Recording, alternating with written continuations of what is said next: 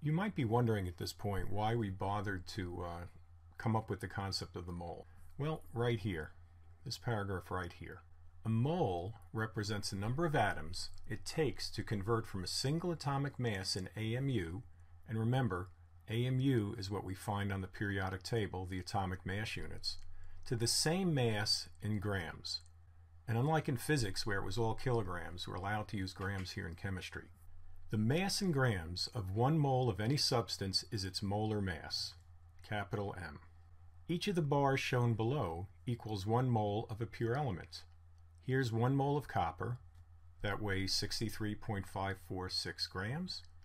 And here's 1 mole of aluminum, a lighter element, 26.982 grams.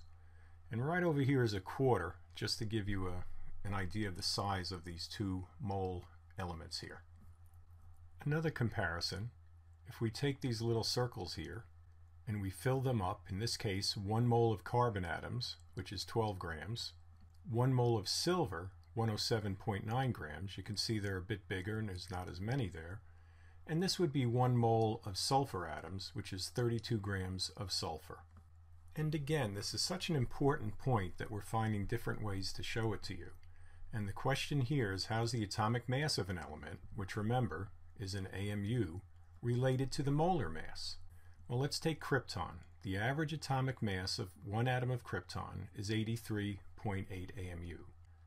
1 mole of krypton, so that's 6.02 times 23rd atoms, that's Avogadro's number, is equal to 83.8 grams. Okay, so we've actually talked about this before this chapter, and now we're just giving more detail. So the atomic mass of an element, expressed in grams, is the mass of 1 mole, or just call it the molar mass, capital M, of the element. So 1 mole of krypton is 83.8 grams.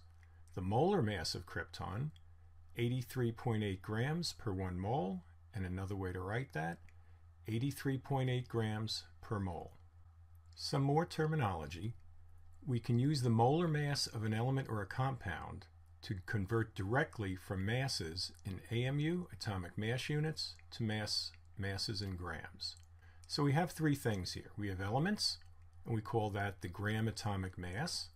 And once again, should have said this first, everybody's in grams here.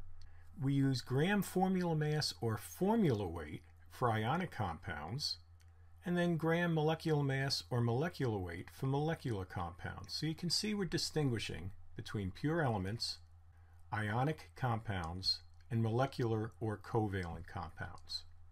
Here's a handy little conversion. Okay. N, little n, is the number of moles. That's a pure number. M, little m, is the mass of the substance, and that's in grams typically here. Capital M is the molar mass in grams.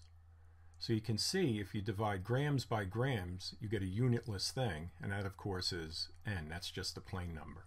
If we wanted to know how many moles are in a 72.9 gram sample of magnesium, we would use the formula number of moles is equal to the mass divided by the molar mass. And here's the mass that was given, here's the molar mass which we get from the periodic table, and then we want to find N. So you write the equation, N is equal to little m over big M, plug in the values, and note how the units of grams cancel out and you're left with moles in the numerator, so N is equal to 3 moles. Now we'd like to find out how many grams in a 4.8 mole sample of carbon. Once again, here's our formula. We're given the number of moles, and we find the molar mass over here from the periodic table. We write the equation, but we don't want to solve for n. We already have that. So we multiply both sides by capital M, which will cancel it out on the right, then switch left and right, and we have mass is equal to molar mass times N. Here's our molar mass. Here is our number of moles, 4.8 moles. And look how the moles cancel, and we're just left with 57.7 grams.